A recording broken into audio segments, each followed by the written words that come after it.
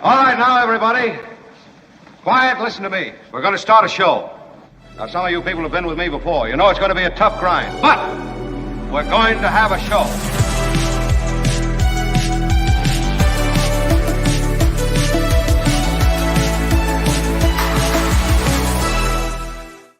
And good morning, all. Good morning, good morning, good morning, good morning, all the kids. Kim is here. Good morning, Kim. Morning. Mm-hmm. Good morning. Good morning. Good morning, Commissioner. Morning. Good morning.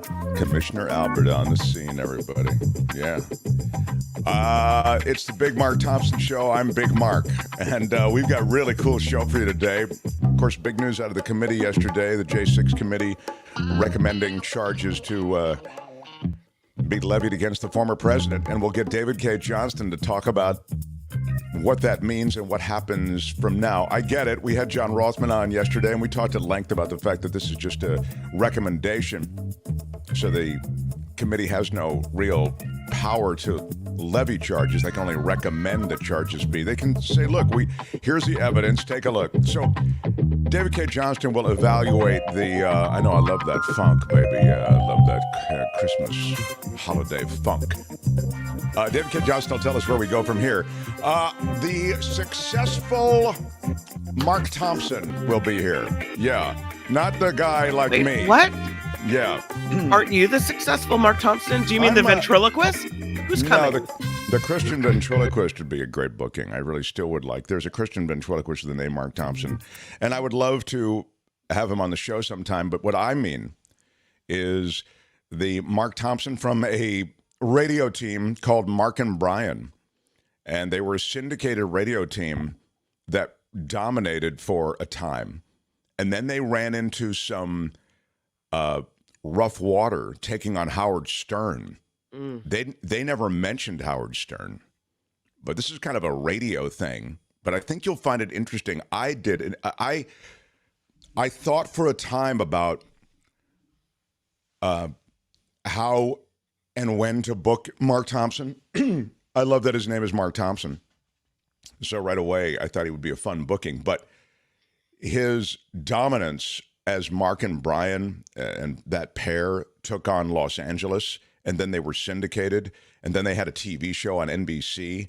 That seemed to me to be, to weigh in strongly enough that Bay Area people and national listeners and LA listeners could enjoy a conversation. So here's the deal with Mark Thompson, the other Mark Thompson.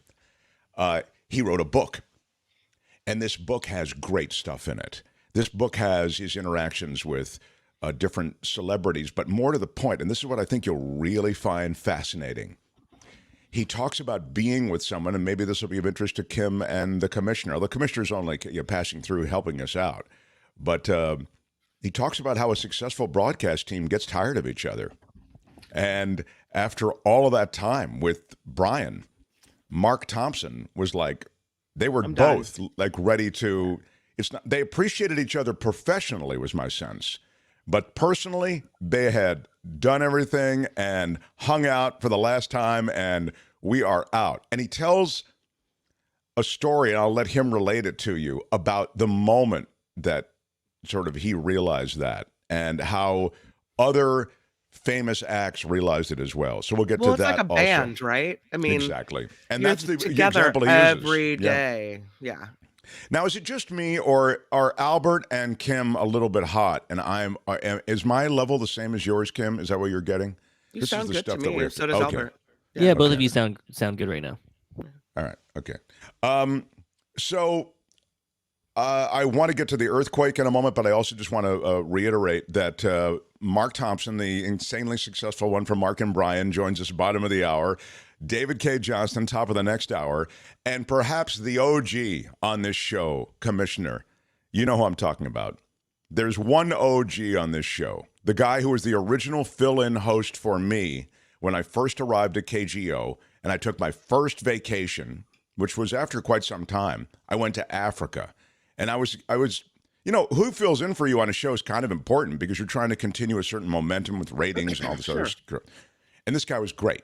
And he joins us today Raj Mathai, everybody, from NBC Bay Area. Yeah, he's really, really great and a great guy and has a great personal story and also just he knows sports. He worked for the NFL for a while. He did sports, as you know. He's sports anchor to news anchor. So quite a career trajectory for him. And then filling in for Mark Thompson, of course. Yeah, exactly. That'll be that's the career coda.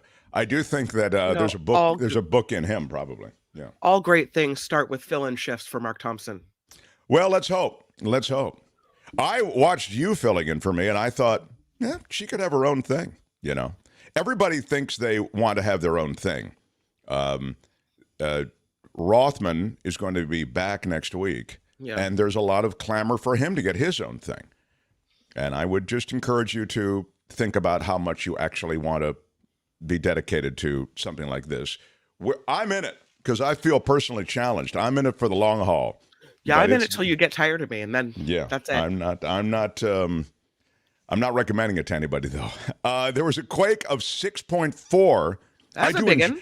I enjoy this, by the way. I don't want to ever sound like just all the other stuff you have to deal with. 6.4 is a big one. Yeah, that's correct. Near Eureka, Ferndale, on the Northern California coast. It caused structural damage, power outages, some injuries. It occurred overnight. Did you feel anything in the North Bay? No. It's way far. It's way far up. No, I know it is. But I mean, you know, sometimes the way the waves are transmitted can be very much I asked the question because you'll always hear the quake was felt as far away as fill in the blank. You know what I mean? And so I just was curious. At least 2 people were injured, according to the Humboldt County Sheriff's Office. One person suffering a broken hip. Another an injury from items falling off a shelf. Yeah. This is scary. I have the Mark's merch items here, Kim. Can you imagine if I were to be injured if a quake occurred during the show and one of the Mark's merch item was to fall upon me? You could take a hydration system to the head and that would be no bueno. That's exactly what I'm talking about, Kim. Yeah. You get it. I continue this show at great personal peril is what I'm really trying to say this morning. As we look at the damage, they are still beginning to pull a lot of details together. No tsunami warnings, no threats after the quake. Scattered gas leaks around the region, according to residents. Property damage ranging from collapsed structures in rural areas to felled shelves. I've never even heard that phrase, felled shelves. This is from the Mercury News. Those are shelves that had fallen, I guess. Okay. Well, if you could use it with felled tree, why couldn't you use it with shelves, right? Yeah, no, you're right. I guess I don't even hear the word felled used a lot.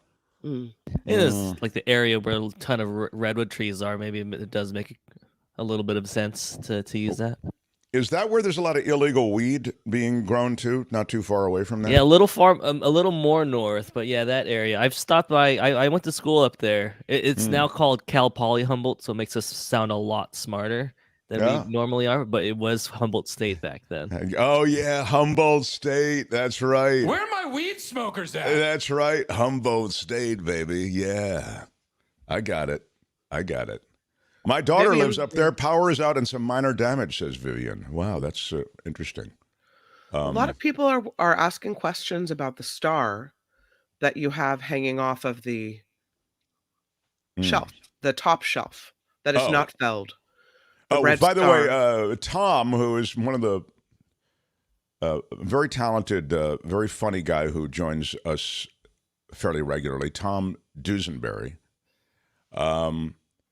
he was saying that felled should be a ding word. Before we proceed, I just want to ask you, do you think, because he says felled is the ding replacement for fallen. Oh, maybe it was Huge in Japan who said that. I thought it was Tom who said that, but maybe it's Huge in Japan who said that. I'm losing track of who said it. There's Huge in Japan saying felled is the ding replacement for fallen. I'd agree with that. We did spend a couple minutes thinking about it. So yeah. No ding, though, says Joe. Oh. No, says Gail. No, says Karen. Yeah, it doesn't feel dingy to me, to be honest. I understand it's unusual word a little bit, but Humboldt, where all the stoner football players went after high school. Yeah, there is one Humboldt State player in the NFL. His name is Alex Kappa. He won the Super Bowl with the Buccaneers a couple seasons ago. How about that? Good knowledge. Now he's with the Cincinnati Bengals. He's the only one we got. Wow, that's impressive. Jeez, who knew? The star to which you refer, yes, was a homemade star. Oh. Made by when I was first.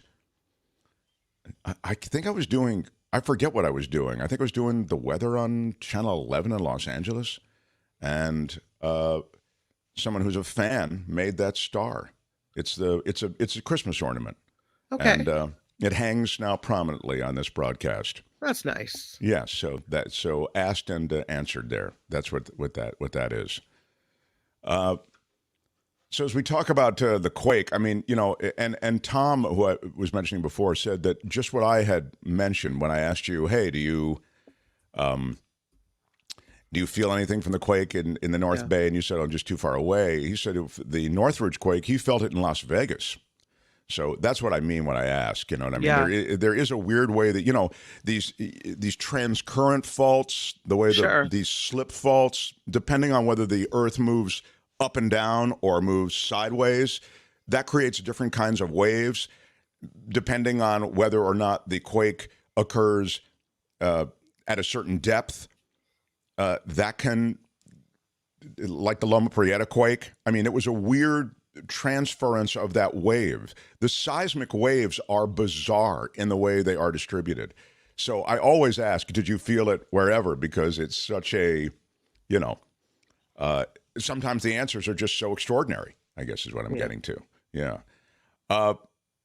I mentioned that the committee, the J6 committee, has made those recommendations, none of them favorable for the former president. At the same time as that's going on, there is some other stuff happening too. Should I do a little law and disorder here, Commissioner, or what? Is there something else I have to do before I do that? Help me. Law and disorder sounds good. All right. I have a little. Yeah, I'm sorry, Kim. Go ahead. What is that? Oh, I was just gonna say I'm sensing the famous Mark Thompson is maybe upon us. Well, no, he's in the green room. I think he just was hooking up. Yeah, he's going to come on at 10:35. But thank you very much for noticing the green room, and let's do some law and disorder.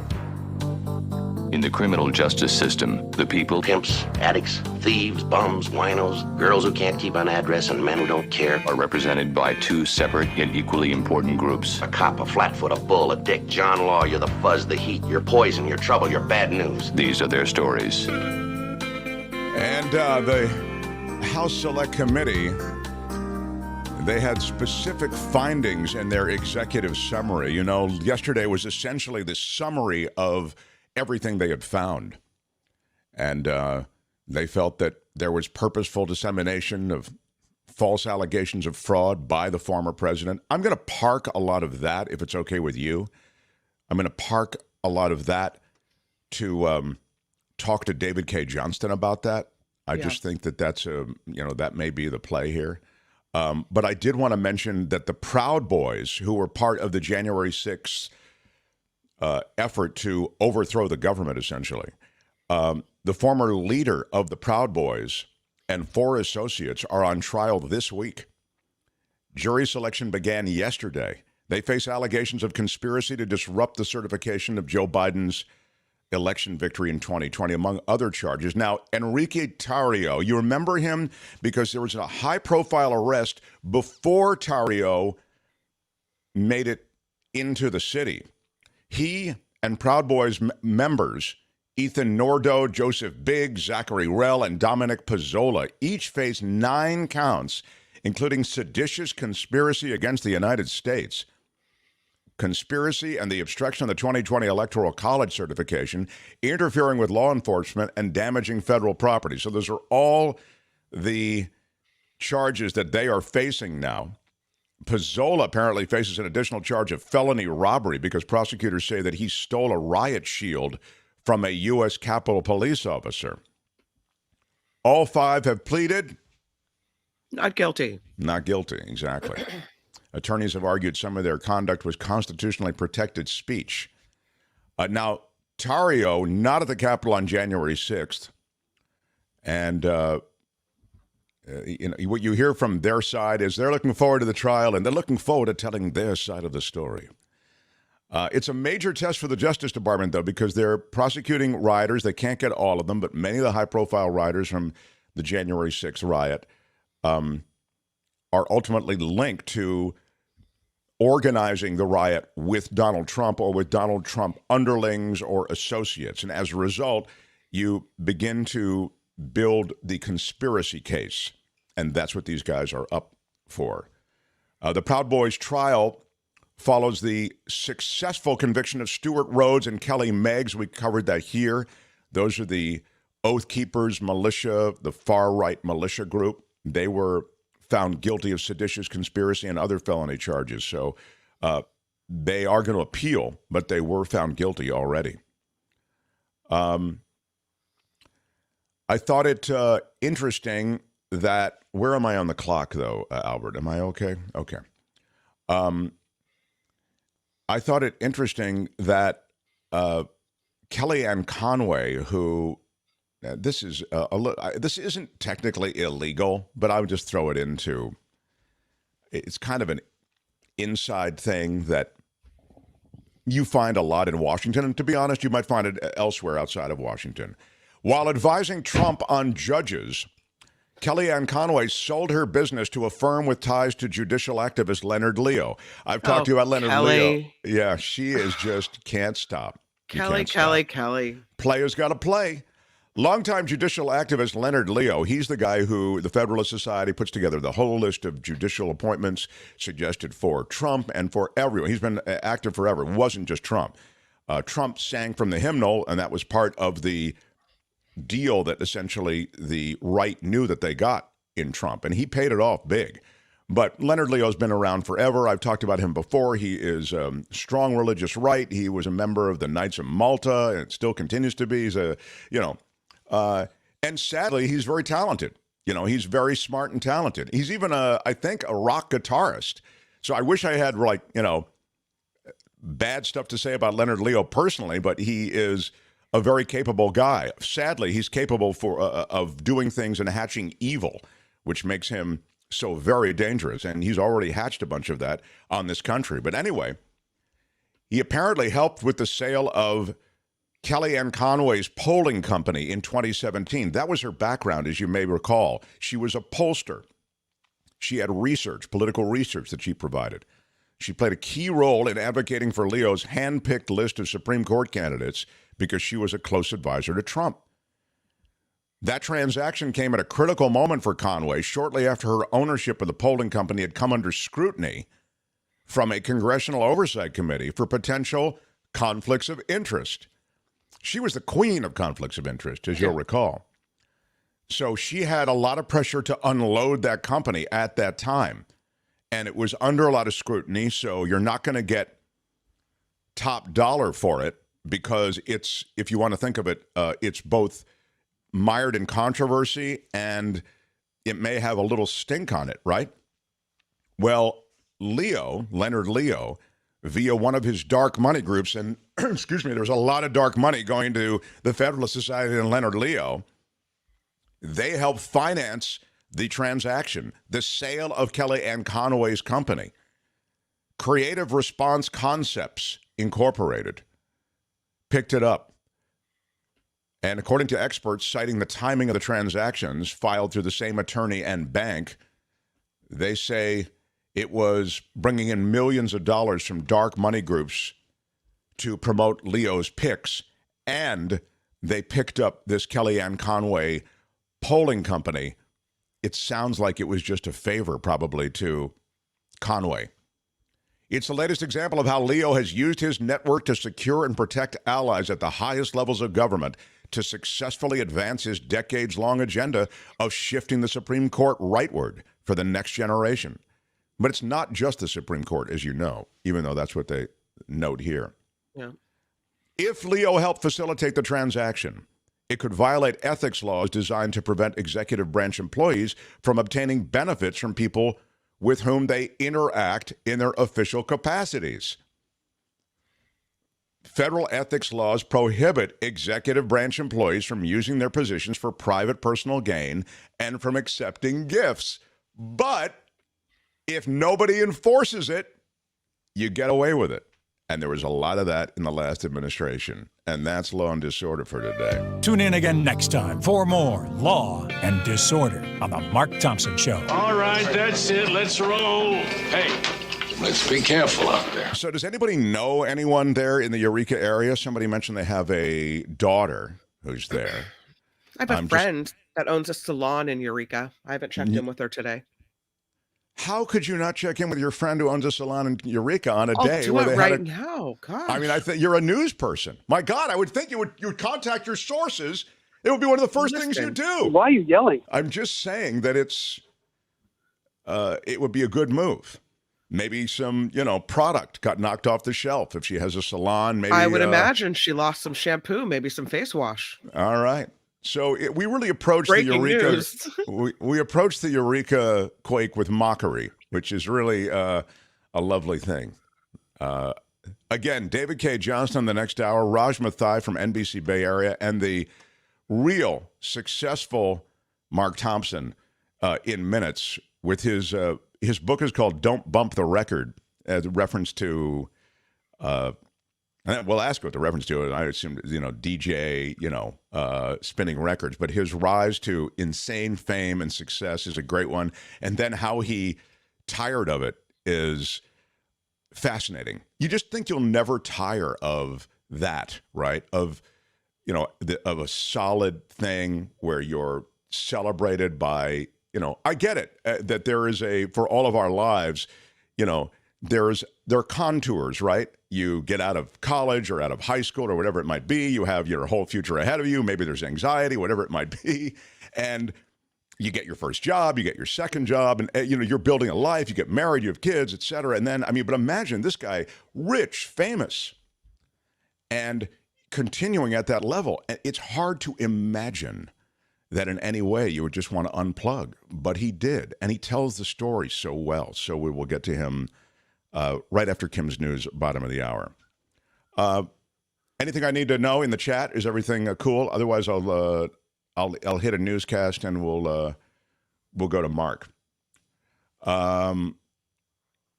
You're the number one, Mark Thompson. Somebody said. That's my new favorite person in the world. Right, for the day anyway. Thank you, Julie. He's pretty terrific, though. When I first met him, I said, it's great to finally meet the successful Mark Thompson.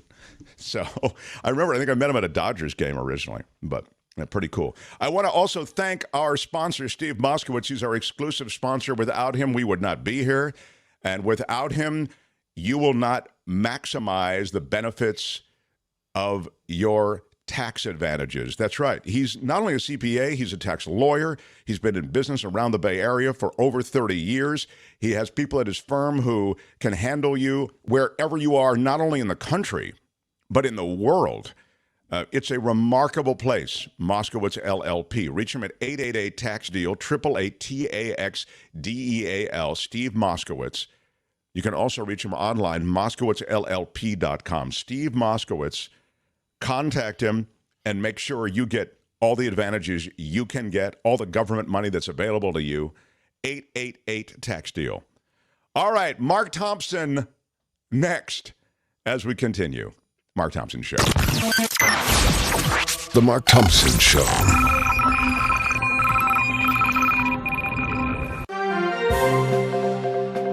On the Mark Thompson Show, I'm Kim McAllister, and this report sponsored by tax attorney Steve Moskowitz at 888-TAX-DEAL.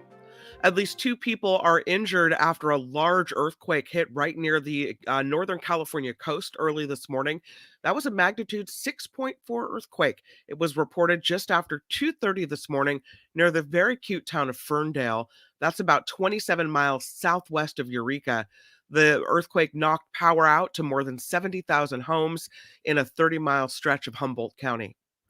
Elon Musk looking for a replacement as Twitter's CEO. That, according to CNBC. The tech billionaire posted an informal poll over the weekend asking if he should step down as CEO, and he said he'd abide by the results. Nearly 58% of users said resign. So, it looks like maybe he'll have to do that. More than 17 million users voted in the poll. Hey, don't ask if you don't want to know, right? I mean, he said he'd abide by it. And now he's saying it was a way to weed out bots. Now he's finding a little way to shimmy around it. Shimmy, shimmy. Lawmakers are trying to beat a Friday deadline to avoid a government shutdown. They unveiled a $1.7 trillion spending package to do so, including nearly $860 billion for the military. Reports also say the lawmakers included changes to an election law from 1887 that would say the vice president only has a ceremonial role when Congress certifies results of a presidential election. Airlines already issuing travel waivers ahead of a winter storm. Forecasters say blizzard-like conditions, extreme cold, and strong winds in the Great Lakes region could make a mess of holiday travel this week. It's a new report revealing many problems that hinder the FDA's ability to regulate the tobacco industry. A review by an independent panel of experts found the FDA's Center for Tobacco Products lacks clarity about their goals and priorities and instead operates in reactive mode. The report also criticizes policy shifts that seem to happen without notice and were inconsistently implemented. There's a 97-year-old woman finally being held responsible for her role at a Nazi concentration camp. A German court convicted her, this woman who's 97 now, of being an accessory to murdering more than 10,000 people while working as a secretary between mid-1943 and the end of the war in 1945. She received a 2-year suspended sentence for that. And wow, yeah. How about that? I mean, you can be involved in that kind of evil. First of all, you can't kill evil, right?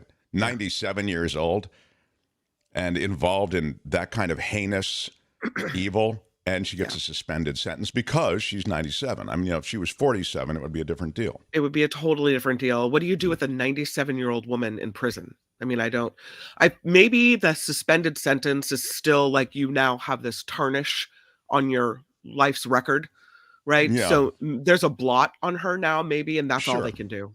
Yeah. As if there wasn't a blot on her soul already. Stellantis is recalling Dodge Magnums, Chargers, Challengers, and Chrysler 300s made between 2005 and 2010. The warning affects 276,000 people. This after 5 people have been killed by exploding Takata airbags. This report sponsored by, sorry to end on a bad note, tax attorney Steve Moskowitz. With more than 30 years experience, Steve has put his tax knowledge to work for individuals and for businesses. So if you need help with your taxes, it's all about the Steve at 888-TAX-STEAL or at the bottom of your screen, MoskowitzLLP.com. I'm Kim McAllister on The Mark Thompson Show. They had to close down an entire radio station to silence him. And now, he's here. Ladies and gentlemen, Mark Thompson.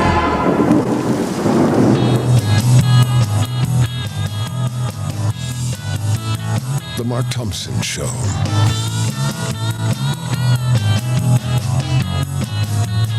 Who's Mark Thompson?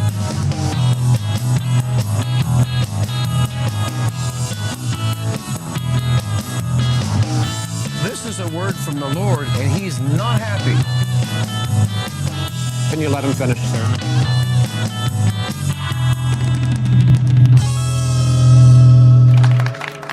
What up, party people? I love it. Yeah, it's Quake Day, Monday or Tuesday, sorry. Yeah, it shook so hard I can't keep track. I am so excited to have this guy on with us. We have, first before I intro him, we get into a good conversation with him, mention that David Cay Johnston joins after 11 o'clock. We'll talk about the J6 committee, referrals, and beyond, what to expect next. Raj Mathai from NBC Bay Area. He is the OG of this show. I'm so excited to have him in. He will join around 11:35, so much to do. But now, a guy who shares my name, but has a much richer career history. And I don't just mean money. What a great life and bunch of experiences in a life have been compiled in this new book by Mark Thompson. Yeah, the book is called Don't Bump the Record, My Adventures with Mark and Brian.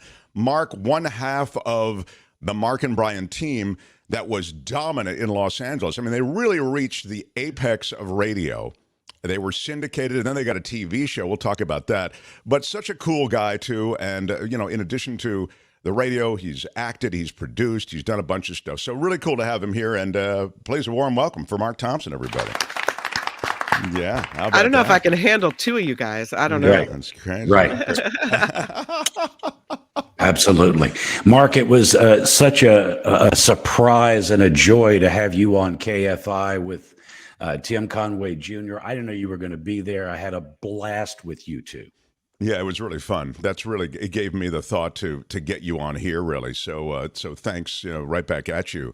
And this book that you have, it's really cool. You've seen it even in your career, the way that things have changed, that you can self-publish, you can reach the people who are curious about your life. In your case, it's quite a substantial group of people who are curious, myself among them.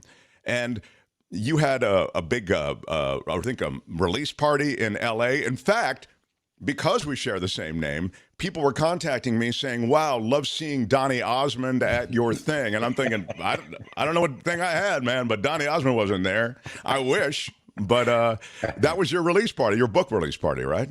It was, Mark, it was amazing. I've been, like you, I've been on many stages throughout my career. And one of the reasons that actors who start on the stage and then move on to movies and television wind up going back to the stage in some form, because miraculous things can happen where emotion that's taking place on stage filters into the room. And in this particular case, it remained there because everything that was happening on stage was from the heart. In the Christmas season, giving all of the money to puppies and kittens and trying to do a good thing. And people are still vibrating from what took place on that stage. It was a wonderful, wonderful kickoff to this book. You had events like that, as I recall, when you were doing Mark and Brian on KLOS in Los Angeles. Isn't that right? It is. And this was kind of built by me in a way to commemorate those Mark and Brian Christmas shows. It was a must go to. Tickets were in limited form and free to the listener, but impossible to get unless you got them from us. And we would have some of the biggest names of the day come and perform at these Christmas shows. So this thing that I just described at the Saban was built in the nature of that, in the same vein, in the same heart as those. And yeah, it was as emotional, if not more so, than the old Mark and Brian Christmas shows. So let's just fill everybody in a little bit for people who are just getting up to speed. Your life in radio, you can take us through. It's great that you chronicled it the way you have, but just in the shorthand of this conversation, take us quickly to Los Angeles and the explosion of your career in Mark and Brian.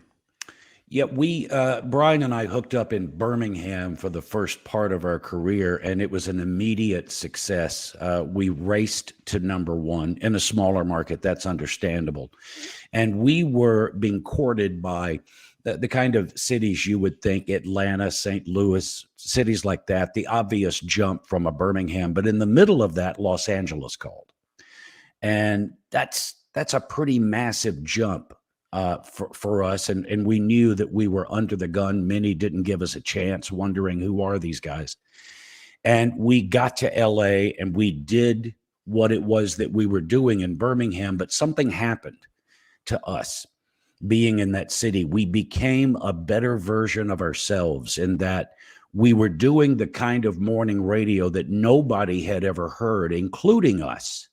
We were kind of doing whatever came up, and it was unlike anything that anybody had ever witnessed before. And the success was immediate and quick.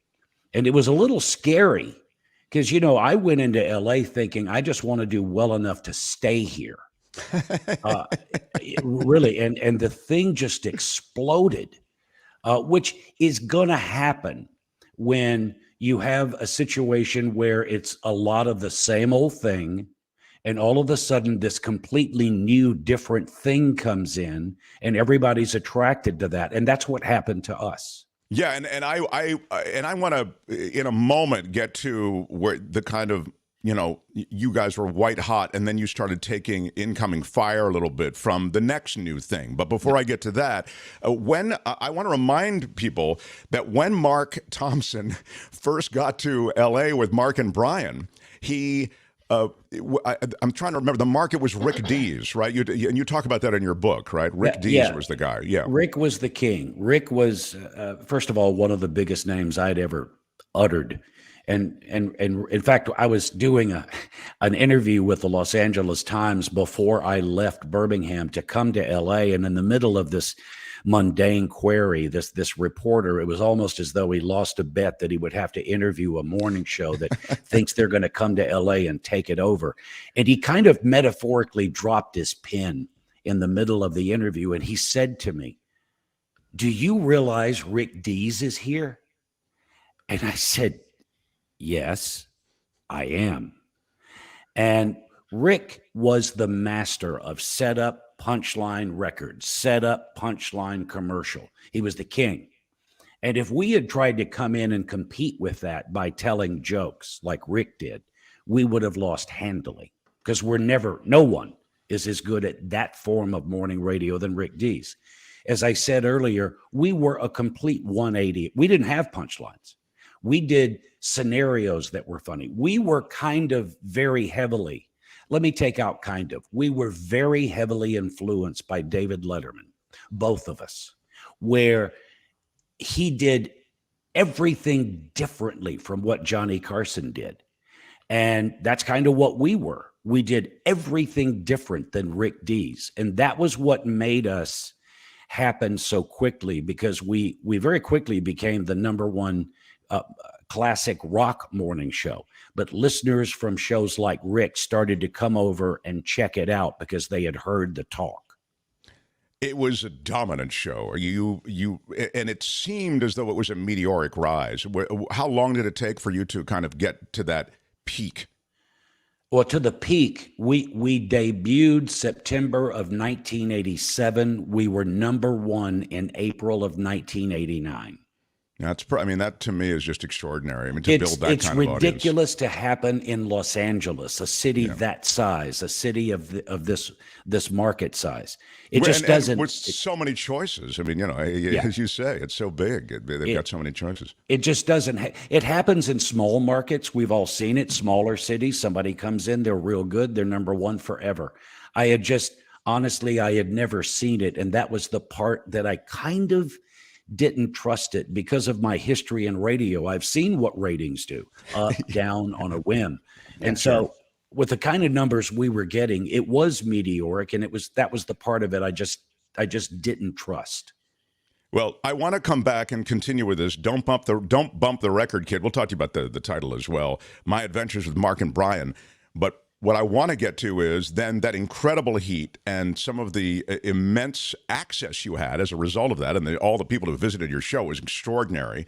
And then a TV show, and how you feel that the TV show actually left a stink on you, that changed you. It changed the perception of Mark and Brian. So I want to get to all of that as we continue. Mark Thompson, yes, he is with us, and we continue our conversation next. The Mark Thompson Show.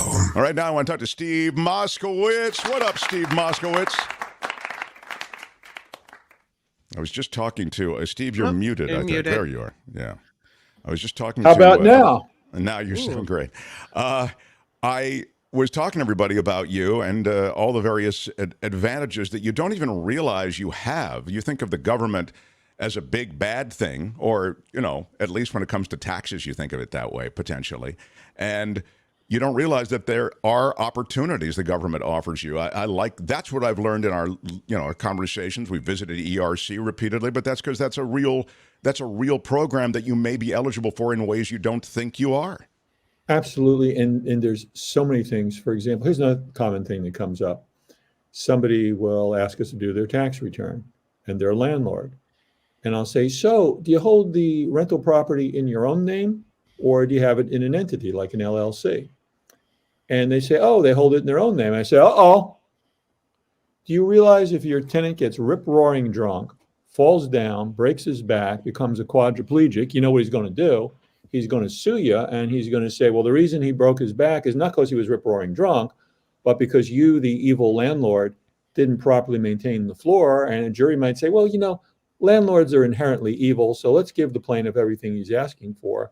One lawsuit, Mark, in excess of your insurance, can wipe out a lifetime of earnings and savings and ruin your life. Hulk Hogan faced that. He was being sued like that. Hulk Hogan's kid borrowed Hulk's car with Hulk's permission, picked up the kid's friend. The kid drove the car into a tree.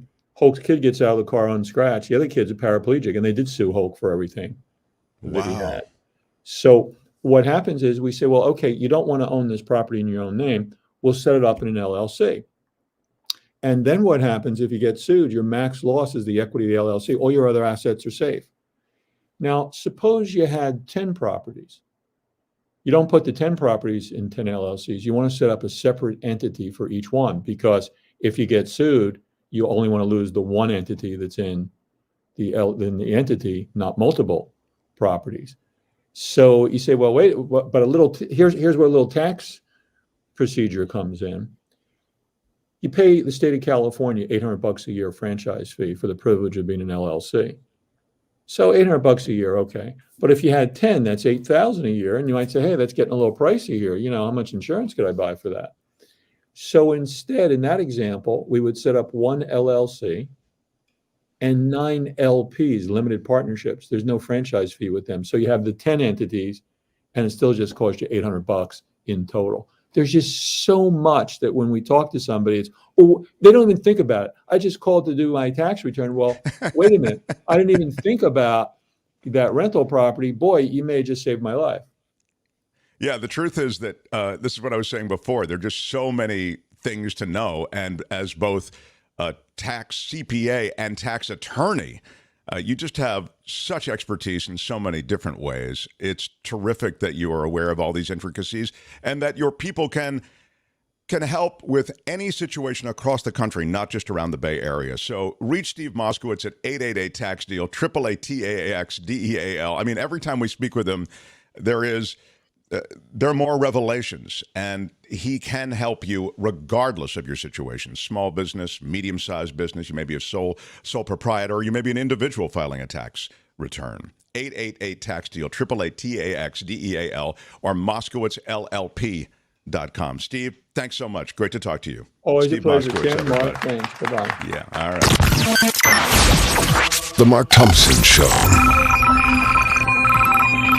Back to our conversation with Mark Thompson, who is the Mark Thompson. The Mark. I consider him the Mark Thompson from Mark and Brian. His book, which chronicles a lot of stuff. I'm trying to cram some of it in here. This brief conversation is called "Don't Bump the Record, Kid: My Adventures with Mark and Brian." And we got a bunch in the chat saying they're going to buy the book. So I already feel that. This has been a good visit for you, Mark Thompson. Yeah, it's worth it. That's worked out. Yeah. So Mark Thompson, we talked about you coming into Los Angeles, the new thing, Rick Dees being dominant, but ultimately you guys achieved #1 status with Mark and Brian. Through that show came everybody. I remember Brian, dating starlets and being very high profile, and there was sort of you caught the Hollywood glitter, it seemed, and things were going really well. Yes. And you even got a TV show on NBC. Yep. And it's tough to conceive that TV show was anything but good. But you write about the fact that it was everything bad when it came out. It wasn't presented to me. And look, we all know this. When you've got heat, everybody wants a part of it. The networks lined up, NBC, ABC, CBS, all of them wanting us to do something with them. And that's understandable and flattering. And we went with NBC because it was going to be an unscripted kind of roll off the tip of your tongue kind of an event for both Brian and I. And we liked our chances. And we were in the middle of shooting. And I have to go back and give you, Brian and I, Mark and Brian had become the bad boys of radio. We did things and said things that other people just don't do. We didn't mean to throw Christmas trees off the roof of the building into oncoming traffic and cause the cops to come. We didn't mean to drill a hole in the parking lot to plant a tree to celebrate Arbor Day. We didn't mean to get kicked out of Graceland for life, but we did. And so we're about 6 episodes into shooting this Adventures of Mark and Brian when it was told to me that our night was going to be Sunday nights at 7. And I very loudly said, we're up against 60 minutes.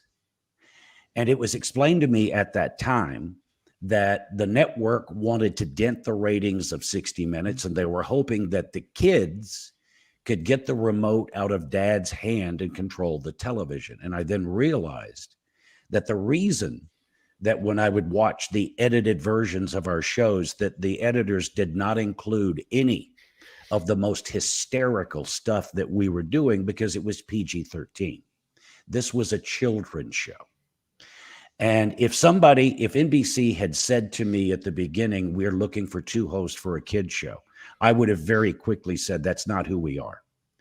And the show came out and it was well liked by some, but it was an abysmal failure as far as ratings. At that time were 105 network shows on the air. We came in at 103 on our debut. And at one point we were number 105. And when it ended, it was just an abysmal failure. There was nothing about it that was bright, and we were left holding the bag. But shortly after that, Howard Stern came in and began his attack on us. And I truly believe that the PR that we were left with after a failed children's show that we hosted, it's not what we meant to do, but that's what we did. I think before that, as far as street cred, we were James Dean. After that, we were Captain Kangaroo. And when Howard came in and began making his boast that we stole his act and we were losers and liars and posers, it was easy for listeners to believe because we were not, I believe, what they thought we were because of that television show. Or it could also be, Mark, that it's what I said earlier. If you're lucky enough in the world of entertainment to get your 15 minutes of fame, enjoy it while you're there. And save your money because you're going to need it. At some point, the next pretty face, the next new thing is going to come along and people will go to it. And I think that there's a big part of that as well. We had our joyous 5-6 years. It was time for us to sit down. So well said.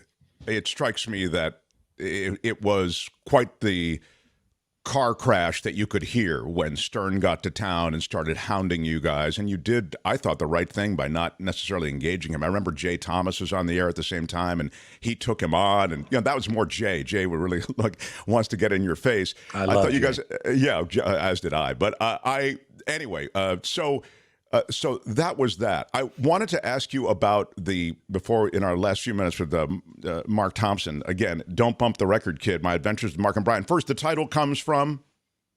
You'll enjoy it. When I was a kid, the local radio station was WOWL. They were great.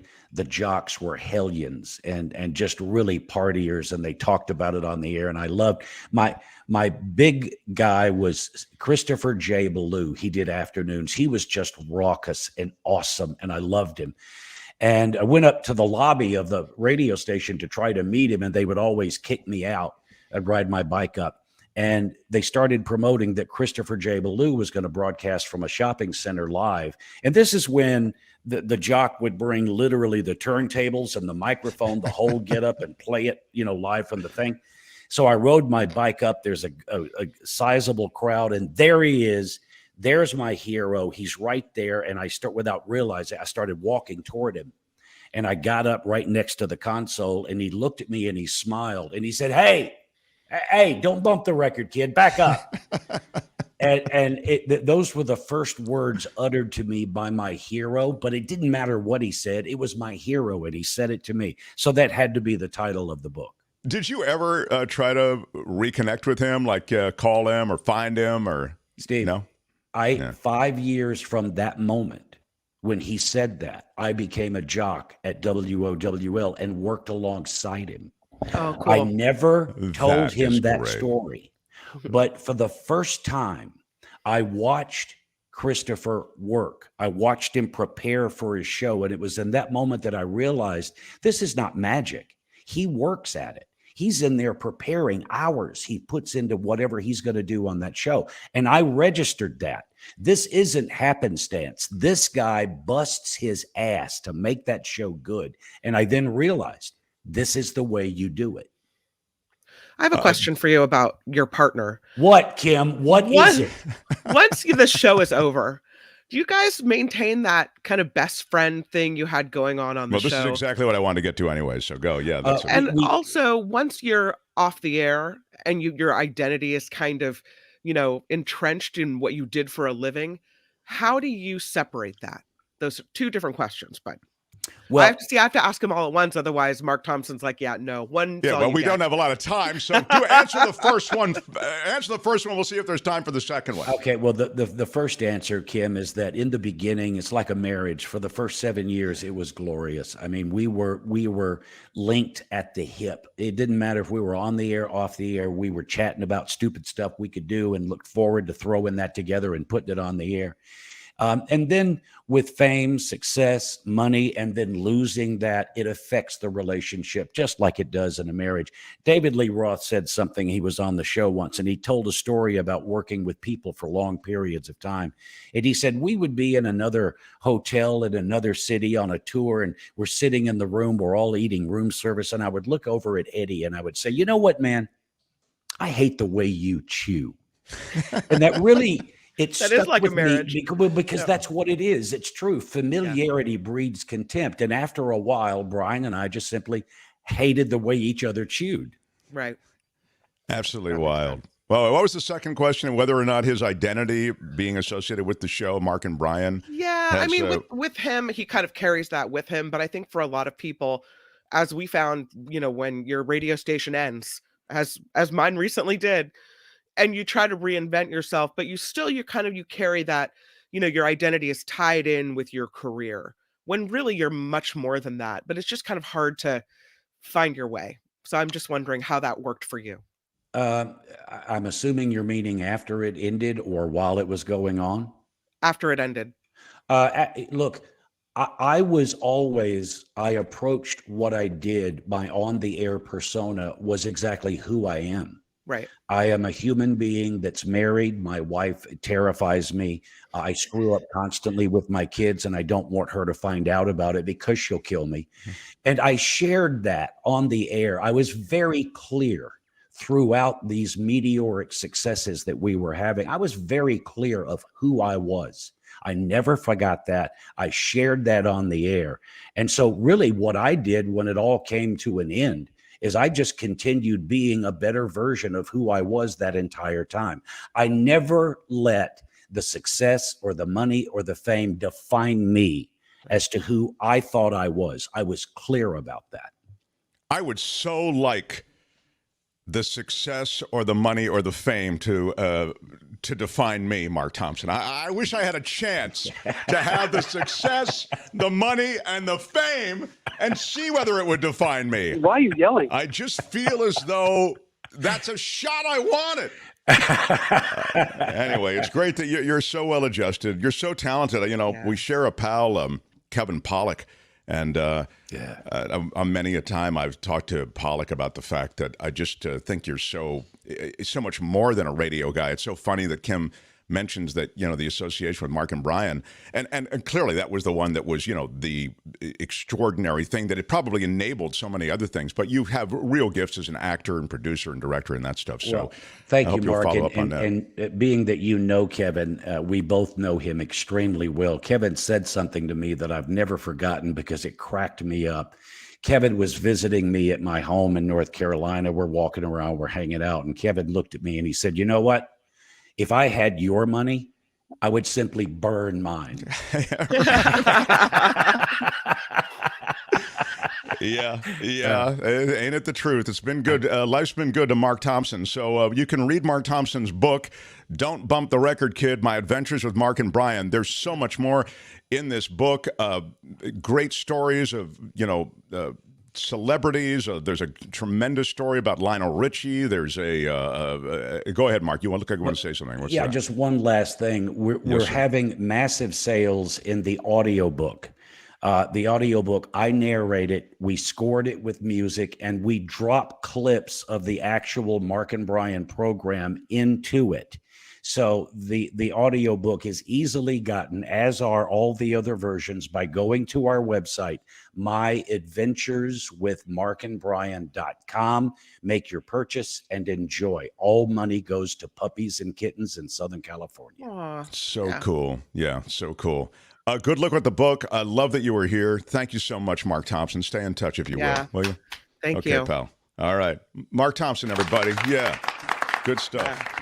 Well, many people are saying they're going to buy the book, so that's good. Maybe there's something about that name, Mark Thompson. Yeah, there is. There's something about it. Yeah. I have not mentioned at all something through the first hour that I will mention now, because I saw in the chat a question about money and supporting the show. Since we don't have a bunch of commercials and all the rest, we count on you largely to support the show. And somebody was asking, here it is, I believe, no button, Andreas, who's a great supporter of the KGO hosts who have gone on to YouTube, myself, Nikki among them. Andreas points out that there is no button. And now on YouTube, because we are demonetized temporarily, not because of content, not because of something we said, but because of a clerical error. I just got an email again about this today from YouTube. And you're never dealing with a real person.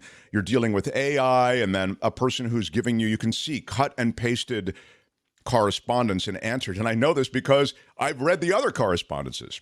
So I'm just trying to be very forthcoming with you about what's going on. So that's what's happening. We are demonetized. So Andreas and others, there is no way for you to leave us a super sticker. There's no way for you to leave us a super chat. There's no way for you to contribute in YouTube. But you can support us financially. And actually, it's a better deal for us if you do it this way. Still, we hope the other YouTube stuff will come back soon. But in the meantime, themarkthompsonshow.com. Go to that website. Click the PayPal. You can put in your credit card, or if you have a PayPal account, it's really easy. Or jump on Patreon. There's a click through to that too. So themarkthompsonshow.com, click contribute, and you'll see Patreon for a monthly contribution, or even for a one-time contribution, or PayPal. PayPal is probably the easiest turnkey way to do it. I appreciate very much, Andreas. You are so supportive of us, and we appreciate you. And there are others who are super supportive and have been so very generous. I just mentioned Andreas because he sent a text, but that's the way to support us for the next couple of weeks, I would say. All right. And I will keep you posted on this, but I won't hit you over the head with it. I will hit you over the head with hitting the like button for that conversation I just had with Mark Thompson. Smash it like with your iron rod. Smash it like a boss. Hit the like button, and we will continue. David Cay Johnston joins us next. The J6 referrals after a turbo news segment from Kim. I'll get into those J6 referrals with David Cay Johnston. What's the reality? What happens next? All of that's still to come. Thanks for being here. Big second hour ahead. Mark Thompson Show. The Mark Thompson Show. It was great. I loved it. How would you handle this? We could try ignoring it, sir. Morning. You cannot say you love your country. Where are my weed smokers at? Stay at home and get baked. On the Mark Thompson Show, I'm Kim McAllister. This report sponsored by tax attorney Steve Moskowitz at 888-TAX-DEAL. Again, this strong earthquake, 2:30 this morning, magnitude 6.4. It happened near the town of Ferndale. For those keeping count, that's about 260 miles north of San Francisco. It knocked out power to thousands of homes in a 30-mile stretch of communities. Authorities are dealing with gas leaks, some reports of structural damage. And at the urging of Mark Thompson, I checked in with my friend Francis, who writes, a lot of stuff on the shelf at the salon fell off, but nothing broke. Yes. All right. Well. She said, we are home without power. School was canceled, so I have a couple of boys here for the day. No, So that's that is good. how That's an Francis eyewitness fared. account of what happened. That's good. There you have it. All You'll right. only hear it on the Mark Thompson Show. Thank you. The House January 6th committee is referring 4 criminal charges against former President Trump to the Justice Department. Those recommendations include insurrection for what the Democrat-led panel described as Trump's actions leading up to and during the attack on the U.S. Capitol last year. The Supreme Court is keeping the policy known as Title 42 in place for now. The rule allowed border agents to expel any immigrant over COVID concerns. Chief Justice John Roberts granted a temporary stay on Monday afternoon. A new report says a lapse in the medical response to May's mass shooting at a Texas school likely led to the deaths of children. Helicopters transporting blood for transfusions tried to land in Uvalde, but the town's fire department told pilots to wait at an airport 3 miles away. The report from the Washington Post, Texas Tribune, and ProPublica cites police radio chatter with officers asking where medical helicopters were 10 minutes after the gunman was killed. There are 2 Idaho cities that are the fastest growing towns in America. The financial technology company Smart Asset ranks Nampa and Meridian, Ohio, numbers 1 and 2 on its list of boom towns in America 2022. Those West Idaho cities are only 11 miles apart. Apparently, that's where everybody is moving. I like the name of the firm is Smart Asset. That's right. You get it? It seems like an odd choice, but I think they did it on purpose. I was going to say, I think they knew. Yeah. There's an investigation underway, and I'll make this the last story. We'll skip Mariah Carey because an investigation is underway to find a man dressed in FedEx delivery gear stealing packages from homes in California. Doorbell cameras catch him using a van and taking packages from people's porches. In one of the videos, a man walks up to a porch with a small package in hand, leaves with the bigger box. Somebody's no fool. This report, sponsored by tax attorney Steve Moskowitz. For more than 30 years, Steve has put his tax knowledge to work for individuals and for businesses. So if you need help with your taxes, 888-TAX-DEAL. You can also check out Steve online at moskowitzllp.com. I'm Kim McAllister on The Mark Thompson Show. The Mark Thompson Show. How about it for a guy who joins us on Tuesdays, and his timing just couldn't be better with the shadow of the J6 recommendations and referrals to the Justice Department. He's David Cay Johnston, the Pulitzer Prize winner, co-founder of DCReport.org. Hi, David. Good morning. And what a summary, just to see all the evidence again presented so coherently, so starkly. I wonder if you could give us a sense of what happens next and your impressions. Well, the referrals have no significance in themselves. I don't expect the Justice Department to pay any attention to them, but turning over all of the evidence that the committee has, including the newly revealed evidence from Hope Hicks yesterday, very close Donald Trump aide, who made it clear that before January 6th, she had a discussion with him about violence, and Donald wasn't the least bit caring that there was going to be violence. That will be very valuable to Jack Smith, the prosecutor who now oversees all the Trump matters at the Justice Department. The more significance of this, though, I think is political. This is my former newspaper that I worked for, the New York Times, with a headline that I think perfectly captures the significance of this. It's a banner headline. Times doesn't use those a lot. Jan 6 panel accuses Trump of insurrection. And that finding and the recommendation he be prosecuted for aiding and abetting insurrection is important because were he to be convicted, he can never hold any public office. He can't be the dog catcher. He cannot hold any public office anywhere in the United States. I thought also, just because we're holding up copies of the New York Times, I always like somebody else who gets the paper, the actual paper. I thought the Haberman piece that did the analysis of Trump's fading image, both his political currency and his personal currency, and how that's been damaged not only by what he said and done. Obviously, the guy is, he serves up, controversy and then these things that you can't step away from, like, having dinner with white supremacists, this kind of thing. He serves that up like a short order chef. But she talked about J6, the committee, and how he was damaged by all of this evidence being brought to the fore. Yeah, I think that's exactly right, Mark. And I also think it's important. Maggie Haberman is an excellent reporter who's taken an enormous amount of abuse from people who don't understand what journalism is. Donald talked to Maggie, and if you read Maggie's work, you understood what Donald was saying and trying to get out there pretty clearly. That's a valuable function in journalism. And yet all sorts of people would say, why aren't you, taking him apart? It's not her job to take him apart. It's her job to tell you what he's saying and doing that you're not seeing, especially not seeing in the sense that he's only doing this behind closed doors. And Trump's position has clearly fallen. First of all, any Republican who cares about winning can read the results of the November elections and realize that Donald is toxic.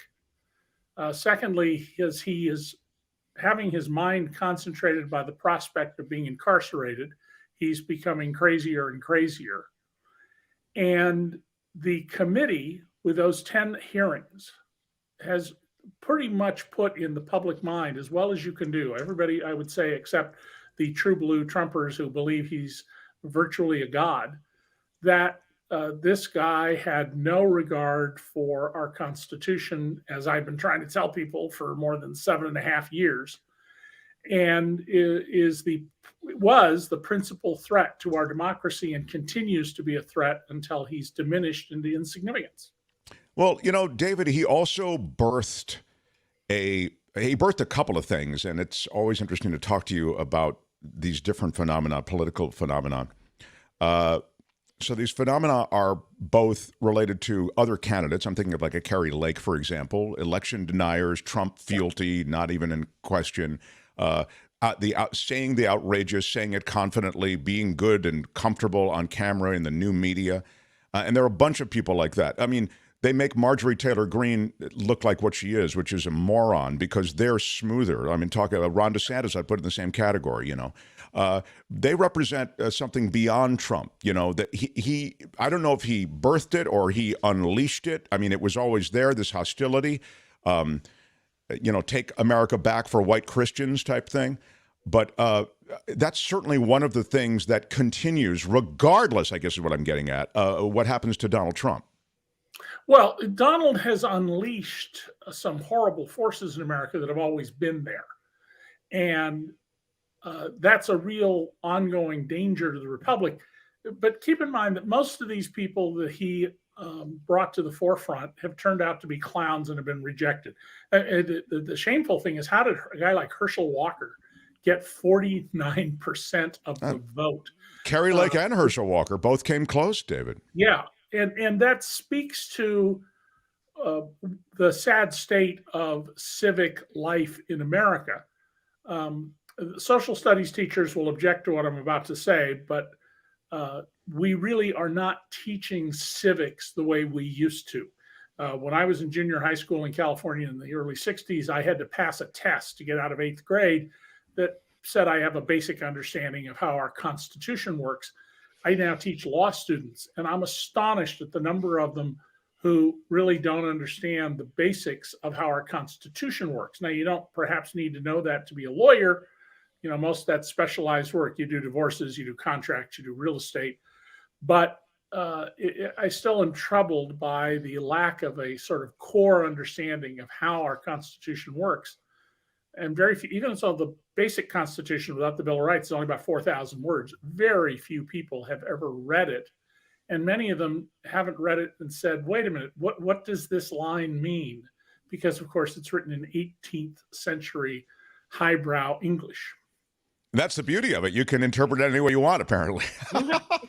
Well, you can do what the Supreme Court's done. You can edit out the first words of the Second Amendment about a well-regulated militia.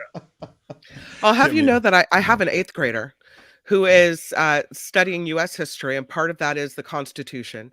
She's got to memorize all the articles and talk about what each one means. And the most recent project I helped her with was how the electoral process works, whether you would keep it the way it is or change it, and a discussion of the Electoral College. So it's been interesting in her classes. I don't think it's as bad as maybe you think it is here in California. Well, Kim, I think that's great, and I'm glad to hear that. But keep in mind that the latest national literacy research shows that more than half of adults read at the 6th grade level, and about 20% read at 3rd grade level. And I don't think you can critically process information at those reading levels. My economics books were very carefully written to be understandable to someone with a high school diploma. I got lots of letters from people who said, I don't understand this or that in it. And, I put the sentences into the Fleisch, whatever it's called, reader, and they would say 10th grade level. Right. There's a real problem with literacy. And I'm glad your 8th grader is getting that kind of education. Yeah.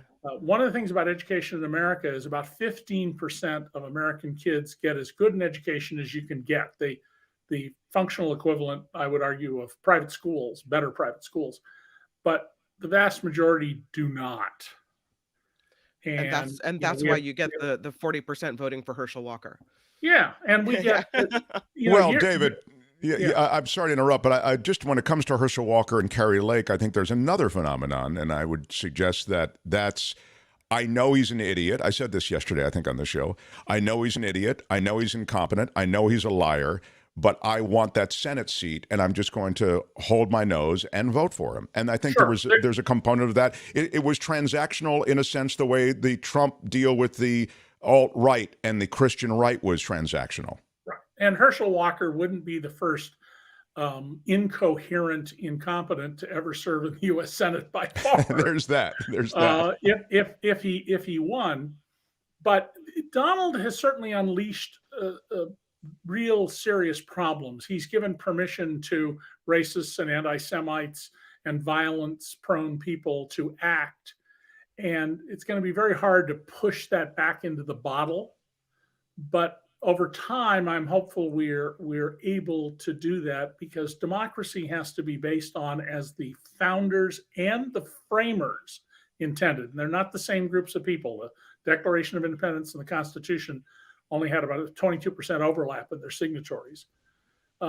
We need to understand that reasoned, rational debate is what a democracy relies on, and you have to defend the rights of speech and conduct by people you absolutely detest if we're going to have that kind of robust debate. That doesn't mean, however, you can commit crimes, and I've used for you before the example of reviving the Aztec religion, which you can do up until you start to kill somebody on an altar. Right.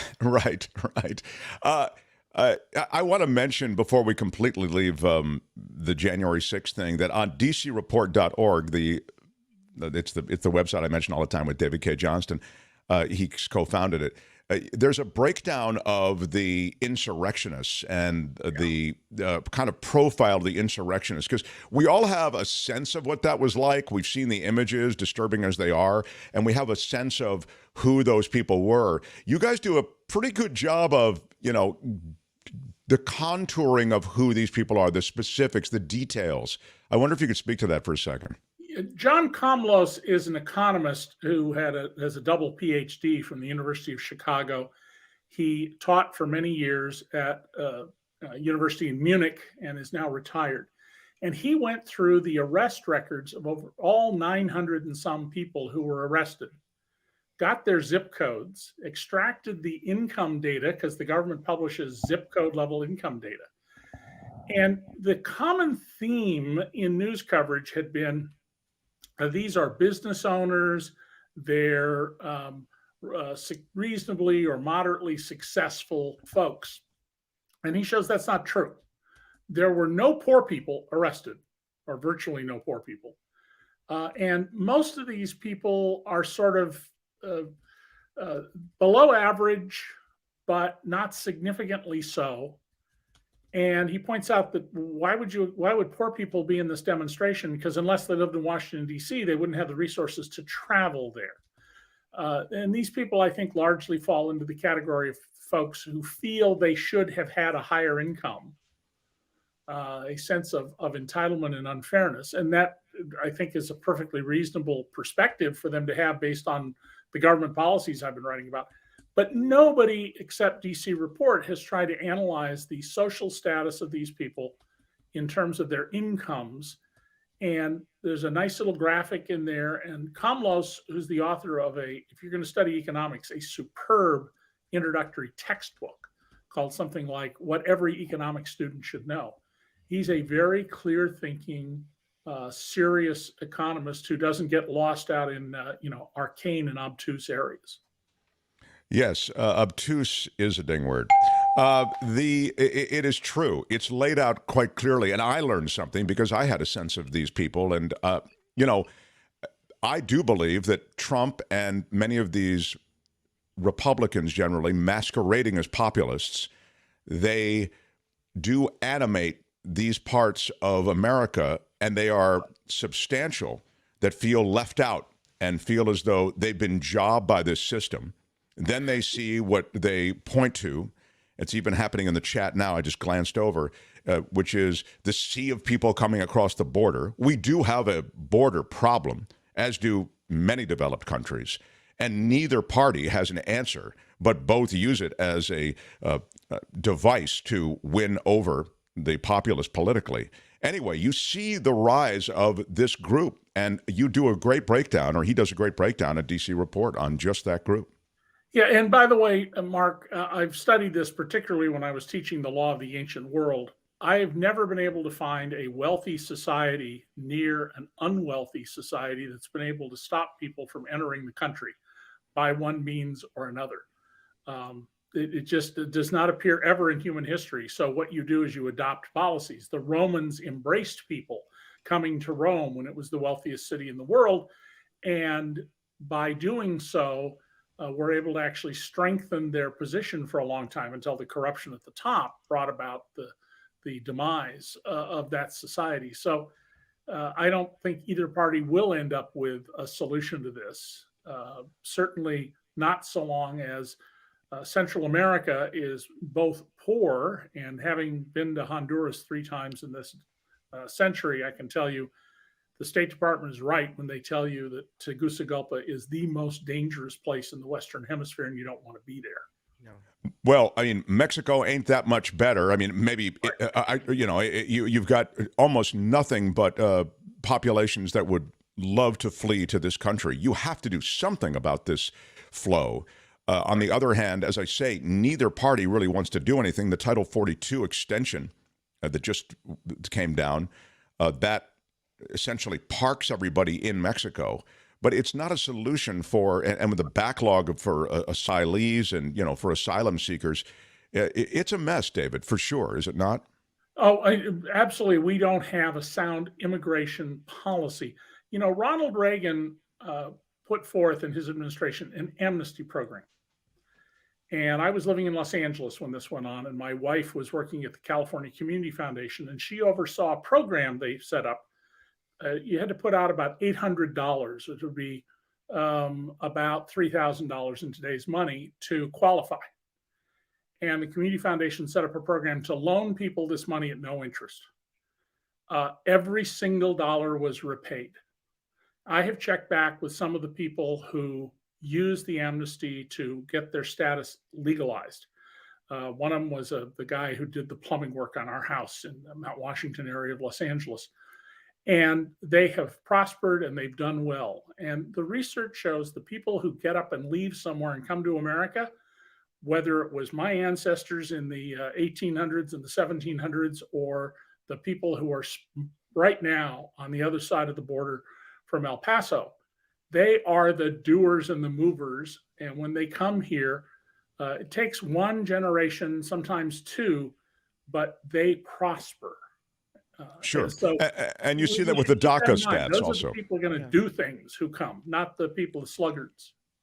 No, it's a good point, and the DACA the kids are amazing. I mean, those stats are incredible. They outpace every demographic in America in terms of education, holding jobs, staying out of law enforcement trouble. It's remarkable. I mean, they have the arrest records lower than the average American. So, but the question then is, and you get this from Randy in the chat, and we'll wrap up here in a second. So, what are we supposed to do? Just let anyone in that wants to get in? No. Go ahead, David. Well, Randy raised a very good point. So why do people leave? And let me pick on Honduras since I know it well, and my late sister-in-law was a U.S. diplomat there. Because of the actions of a number of administrations in both parties. This is a country run by narco-traficantes and gangs. One of the local newspapers when I was there published a huge 2-page map. These are the neighborhoods in which gang controls them. Sometimes they rob bus drivers, and a bus driver who says, I don't have any money to give you, they'll just shoot you right in front of the passengers to make the point. You got to pay. They grab 12-year-old girls off the street and force them into prostitution. So, Randy, if you had a 12-year-old girl and you're living in Honduras, are you going to let them grab your daughter and put her into prostitution, or are you going to do something? We need to develop a foreign policy that helps create viable democracies, that helps create governments where drugs are not the controlling factor. We've seen this in Mexico. We've seen the repeated theft of government money by Mexican presidents and the just outrageous attacks on the New York Times journalists who exposed this and did a really good job of it. Saying they're the criminals, very Trumpian, by the way, to do that. But we have to reduce the incentives to come here, and the biggest single one would be turning lawless societies like Honduras into reasonably lawful societies. And as John Smith points out, there's a very similar gang problem in Mexico. Journalists get killed there all the time. Police get killed. Honest judges get killed, and the Mexican government does not deal with it because it's part of the criminal element. Yeah, and this is really speaking to what we have to wrap up, speaking to the challenge that we have in this hemisphere, and that is to raise up. I mean, I've seen in the chat, what do? We go invade and kick out all the... No, but you have to begin a program, and we have begun this, by the way. The U.S. has these programs, but it's a pretty steep mountain to climb. The programs that lift up the economies and try to sort of decorrupt a lot of these societies that are rotten to the core. Yeah, and so long as we support murderous dictatorships because we think we have some larger geopolitical interest, we're not going to get anywhere on those issues. People are going to popularly elect leaders we don't like. Our goal should be, how do we help other societies create? And by the way, one last, since you brought all this up, foreign aid spending by the U.S. is absolutely minuscule. Compared to Japan, the European countries, as a share of our economy, it's bupkis. And foreign aid is an American jobs program. When we send IBM computers to a country in Africa, we're creating jobs here in the U.S. for engineers and designers and fabricators. And it's always been that way.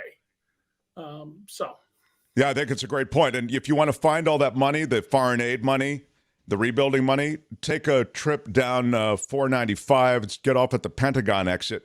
And you'll find it all there, man. I can't believe that's for the next conversation. I've already ranted about it once this week.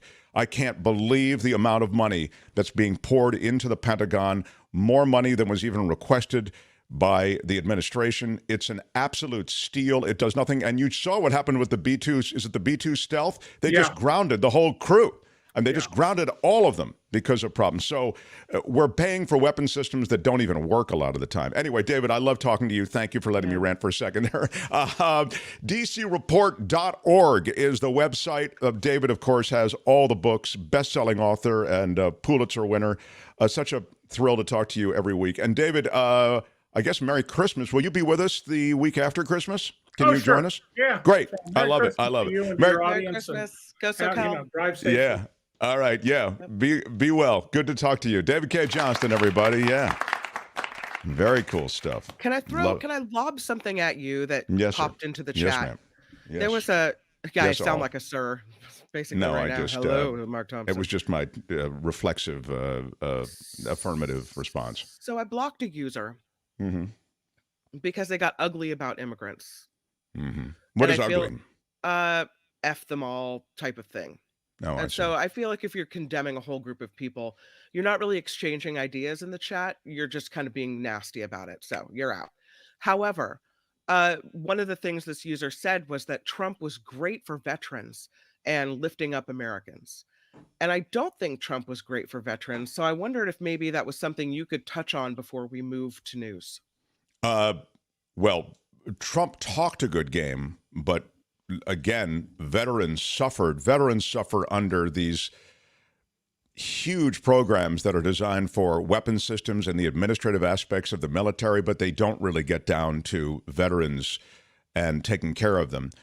Here's what I mean. You can raise the pay of the average soldier, average member of the military. That is in the budget. Okay. I think it's a little less than a 5% raise. I believe that's right. But anyway, but there's no money to take care of veterans and for veterans' health care, anything like that. None. How could you have a bloated budget, a Pentagon budget of the sort we have, and not have any money set aside for veterans? No. Trump was photo ops. Trump was photo ops with veterans. Trump was photo ops with military guys. Trump was photo ops with, he literally said, get me the best looking people up front. I don't want to be seen with handicapped people or whatever he called, you know what I mean? I don't want to be seen with people in a wheelchair. Remember all of that? Yeah. So, no, he was photo op president. And so when it came to the military and veterans affairs, sorry, no, huge fail. And it is a real shame of this country that we don't take care of the veterans better. We have a Veterans Day, right? We have picnics, we have sales, but we don't take care of them in any kind of real way. All right. The OG of this show, Raj Mathai from NBC Bay Area. He will join us next. I will tell you and review for you quickly when we come back. I'm seeing a lot of this in the chat. Where's the button where we contribute? Where's the chat? You have to go to themarkthompsonshow.com and click contribute. The Mark Thompson Show. You got to put the in there. themarkthompsonshow.com. Click contribute and contribute through PayPal. You can do it a credit card or whatever. It'll go to Polaris Media or whatever the company is that handles our show, and we get that money. For now, we are demonetized, so we are making no money on this broadcast, but we're committed to doing the broadcast, and we love that you support us in other ways. There's Patreon and PayPal. Please support us that way. And then eventually, in another couple of weeks, I think, our YouTube channel will be monetized. But I'm seeing a lot of people going there. No, there's no button under the chat. No, that button under the chat won't be there for a couple of weeks. So you have to go to themarkthompsonshow.com and click contribute. Thank you for your support. And when we come back, Raj Mathai, Mark Thompson Show. Hey, which one do you use, Mark Thompson? This is Mark Thompson. The Mark Thompson Show.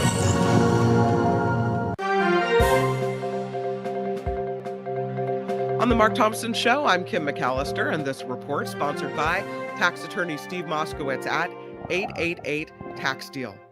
Time running out for the Biden administration to respond to the Supreme Court's decision on Title 42. Chief Justice John Roberts granted a temporary stay, allowing the rule used to deport immigrants over COVID concerns to stay in effect for now. The decision came after several states filed an emergency application asking the High Court to keep Title 42 from ending, claiming it would lead to a flood of immigrants. The House committee investigating last year's Capitol riot set to release its full report. That happens on Wednesday. It concludes former President Trump was ultimately responsible for the attack as he tried to overturn the results of the 2020 election. And this report said to lay out a trove of evidence arguing the former president should be prosecuted for multiple crimes, including insurrection. Congress working to pass a massive government spending bill that includes a ban on the federal use of TikTok. The No TikTok on Government Devices Act recently passed the Senate, as several states have banned the social media app from state government devices. They did so because of national security concerns. The first partner of California says Harvey Weinstein's trial shows that society really has some work to do. A Los Angeles jury deadlocked on Jennifer Siebel Newsom's sexual assault allegations, but did find him guilty of some other charges. She testified the former Hollywood producer raped her 17 years ago and claims his lawyers used sexism, misogyny, and bullying tactics to intimidate, demean, and ridicule the survivors of those attacks. Weinstein faces up to 24 years in prison when he is sentenced. He's also serving time, by the way, in New York, but that conviction is under appeal. California police are urging victims of a sextortion scheme to come forward. A suspect was in court yesterday after being arrested in Los Angeles. He was transferred to San Jose, where a boy took his own life earlier this year. That 17-year-old thought he was talking to a girl online and sent her an intimate photo. The 25-year-old suspect allegedly threatened to post it if he didn't get $5,000. Police say he also blackmailed other teenage boys. Governor Gavin Newsom says there's no longer any doubt that a Texas abortion law should be struck down. He reacted to a judge blocking part of California's new gun safety law that starts next year, banning the sale of some assault weapons and allowing anyone to sue those who violate the rules. While Newsom compared this to Texas, where people can also sue to stop abortions. The provision halted has to do with paying legal fees over those lawsuits. He thinks the judge's decision confirms that the abortion ban is unconstitutional. And Delta Airlines reportedly plans to provide free Wi-Fi for passengers starting next year. Wall Street Journal says the carrier will begin offering that service, free internet service for a portion of its fleet before rolling it out everywhere. And lastly, NASA says it has pinpointed the coldest spot on Earth. Using NASA Earth satellites, researchers discovered a high ridge on the East Antarctic Plateau has the lowest temperatures on the planet. NASA said temperatures at that spot can get as low as 135 degrees below zero on a clear winter night. Man, well, cancel that vacation. That's it. That's a bit Not rough. going there. This report sponsored by tax attorney Steve Moskowitz for more than 30 years. Steve has put By the way, knowledge... that project, I got to think, is that one that you go to anxiously and excitedly every day, the NASA, or is that just like one thing that came up in a data set? I think you know what I'm saying? No one's literally reresearching that. No, they every use day. Earth satellites, so they didn't actually have to step foot there in a little parka. No, but I mean, okay. I'm just saying, I wouldn't have a lot of taxpayer money tied up in researching the hottest and coldest places on Earth. Right. No, agreed. Okay. This report. Sorry, it was my pleasure to interrupt you in the middle of your sponsorship. Go ahead. Moskowitz. Yes. You can call Steve at 888-TAX-DEAL. We love Steve. He's Can you let him best. finish, sir? Okay. All right. You can also find him at MoskowitzLLP.com. Oh, That's all I got for you. I'm Kim McAllister on the Mark Thompson Show, the best Mark Thompson. Mark Thompson. Yeah, there you go. It's something like that. All right, I don't know. We're trying. The Mark Thompson Show. Yeah.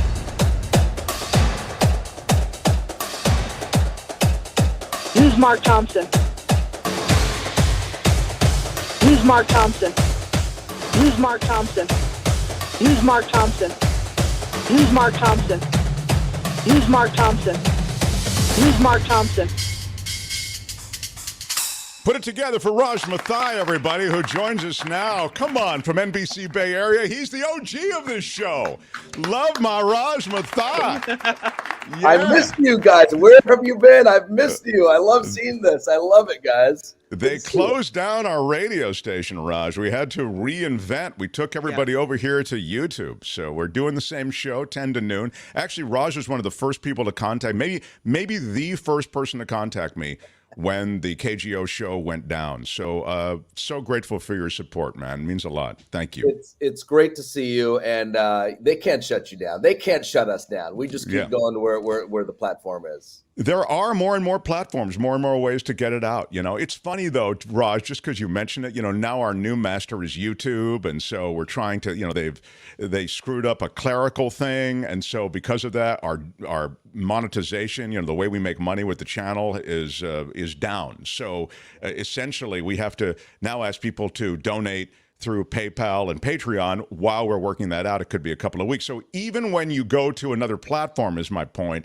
you you're somebody's bee is all I'm saying. You know, always. So Kim and Mark, you're saying we're doing this pro bono today. Yes. You're getting what we're getting, and it's not much. But I'm excited to have you on, and you know, something that I have always wanted to ask you about is related to your background, because I think it's a fascinating background. You've obviously achieved a bunch, and you know, I'd love to talk to you about your career, you know, at some point, but being born in another place and then coming here and having to integrate yourself into the culture. Now, you had a great family, and you have a great family. I mean, you're coming from a good spot, but you were born in India. Am I right about that? That's right. I was born in Kerala, India, which is the southernmost state of India. And then I lived in Bombay. We called it Bombay at the time, Mumbai, for 7 years before coming to the Bay Area. And I mean, you talk about night and day, right? Really was. And, you know, when I got to the Bay Area, there was, in my elementary school, I was one of 2 Indian kids. I go now to that same elementary school in Sunnyvale, and there's probably 60% Indian kids. So the demographics have changed in the last 30 years in the Bay Area. A lot has been great, and there's been some difficult transition as well. You know, anytime you change a culture and a demographic, there's some uneasy times for a lot of people, but also there's some great, wonderful things that come with it. So it's just different, you know, and life changes. I never thought, I've been here for decades now, you know, but you know, it was an interesting transition, to answer your question. I mean, you're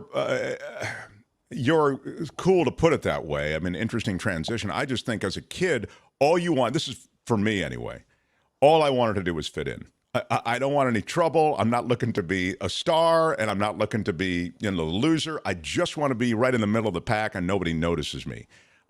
Much harder to do when you look different than a lot of the kids and when you're coming from this exotic place with different customs and different, you know. Again, I look different because hardly anyone looked like me. Now, everyone looks like me, or a lot of people look like me. You know, there's Asians and blacks and browns and everything. So it's cool. But yeah, you come over here, you live different, your name's different. No one knew what Raj was, you know, or Mathai. Our food was different. There weren't 90 million Indian restaurants in the Bay Area. There's 2. And it smelt different. My dad wore this Indian outfit to go get the newspaper every morning on the driveway. They're like, what is that guy doing? You know? So did you want to say, Dad, don't wear the outfit? Totally. Totally. And you know what, to take your question to a deeper level now. Back then it was all about assimilation. Let me do the most I can to fit in. Let me talk like everyone else. Let me eat hot dogs and go to McDonald's instead of having this great chicken curry. Let me kind of bury my culture. And back then, I think, I don't want to speak for all immigrants, but I think that's what many of us did. You assimilated. Now, thankfully, you don't have to assimilate.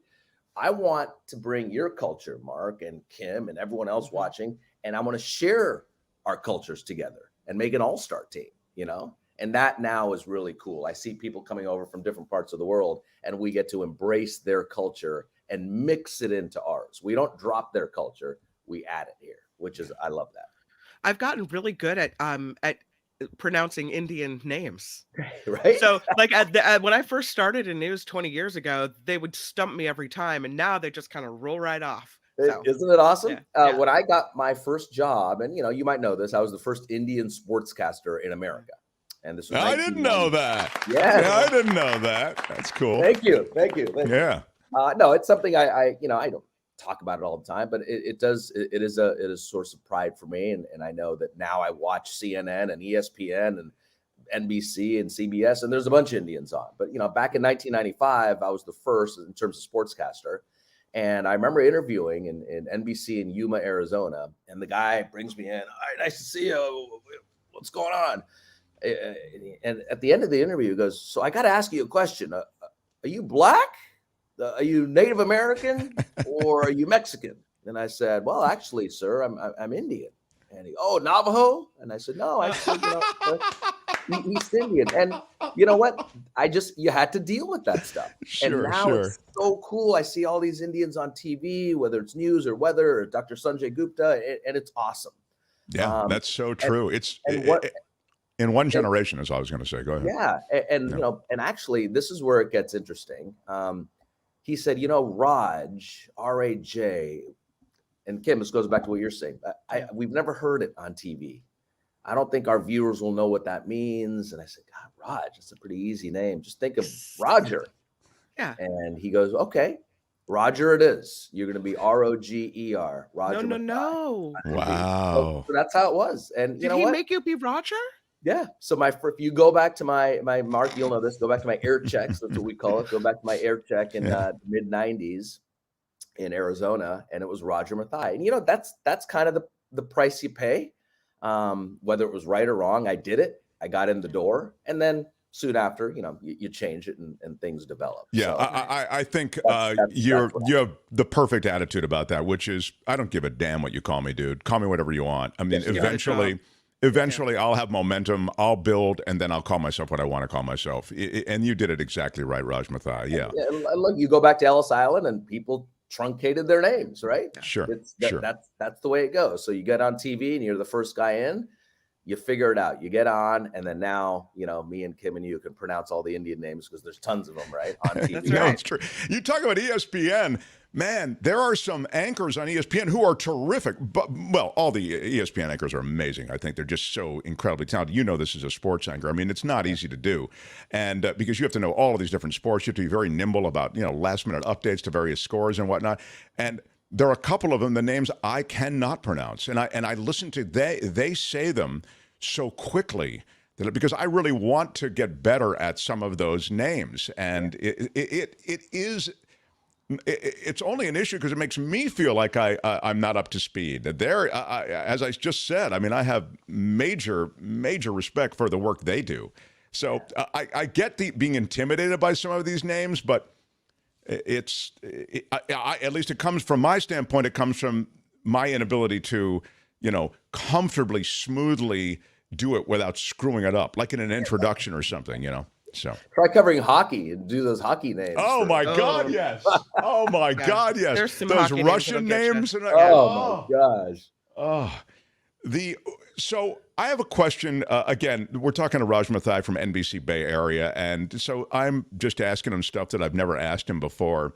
And we've talked about Bay Area stuff and Bay Area issues, and maybe we'll do that next time. But I'm kind of curious. It's the holidays, and curious just personally. So you've come from this exotic place. Okay, India is an exotic place to us who grew up in this, very sort of white bread kind of world. So, in your personal life, what other exotic places have you visited, either as a family or personally or covering sports, where you thought, wow, this place is really, it's really different. Yeah. These people are different. These customs are different. I mean, for me, with NBC, actually, with the Olympics, I've done 6 or 7 Olympics. Northern Italy has been awesome, and we're not talking regular, in Rome and Florence, but in Turin, a place there most people won't go, right? Northern Italy, a small town west of Milan. Pretty cool because I'm never going to go there to go vacation, but I went there for the Olympics, and you really just get immersed in their culture. Athens, Greece, phenomenal. I mean, talking about just a different world, the old world. So for me, Athens is amazing. And then India. I mean, India is just, it's just phenomenal.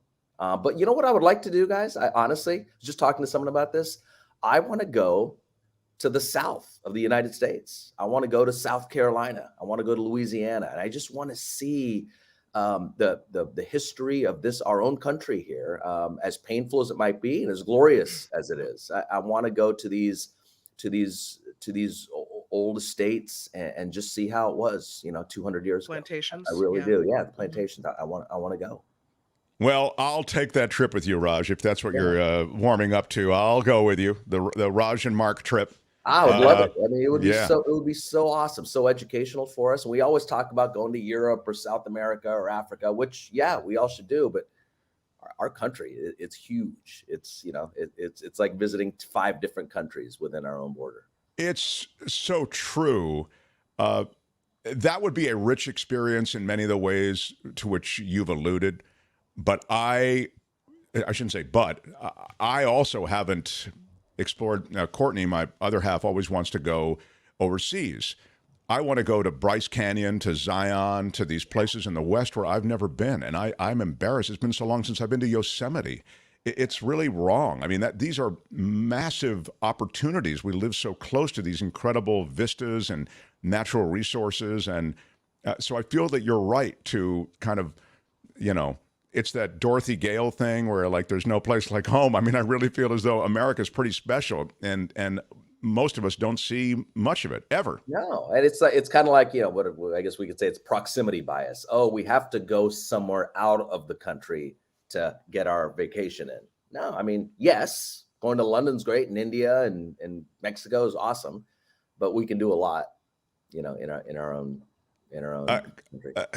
Commissioner, can I ask you, Albert, if you have a question for Raj Mathai, because you, as the sports, I love Albert. Yeah, who doesn't love Albert? So he's the sports commissioner on our show, in addition to putting everything together. And you know sports so well. He's a huge Niners fan. He's a huge despondent Sharks fan, Warriors fan, etc. Commissioner, do you have any questions for Raj before we let him go? Of course, yeah. I'm glad you brought up the tanking at the Shark Tank. That's what we want for the Sharks this season. But Raj, how are you feeling about the Niners this season? Where the defense has been historic, and we got this Cinderella quarterback, our second or third Cinderella quarterback this season. I think this is one of the most remarkable Niners seasons in my lifetime. And that includes the Montana years and the Deion Sanders years and Steve Young and Colin Kaepernick. In just terms of what's happened, we're on a third string quarterback. I mean, that doesn't happen. The guy that's 22 years old, I think he turns 23 in a couple of days from now, right? Brock Purdy. But Albert, the Cinderella story is awesome. But at some point, the goal isn't to get to the Super Bowl, it's to win the Super Bowl, right? And the Niners have lost 2 Super Bowls, in the last 10 years. And to beat a Patrick Mahomes or Josh Allen, Brock Purdy might not be right there. There's a ceiling. So it's going to be awesome. I think they're going to make a deep run in the playoffs. But to beat the AFC team, to win the Super Bowl, I'm not sure if Brock Purdy has the depth and skill to do it. I hope I'm wrong. So when you say that, I mean, Brock Purdy isn't playing defense against Mahomes and, whomever, or Josh Allen.